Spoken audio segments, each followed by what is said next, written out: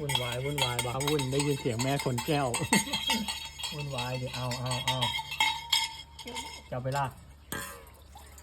วับจับเวลาปับ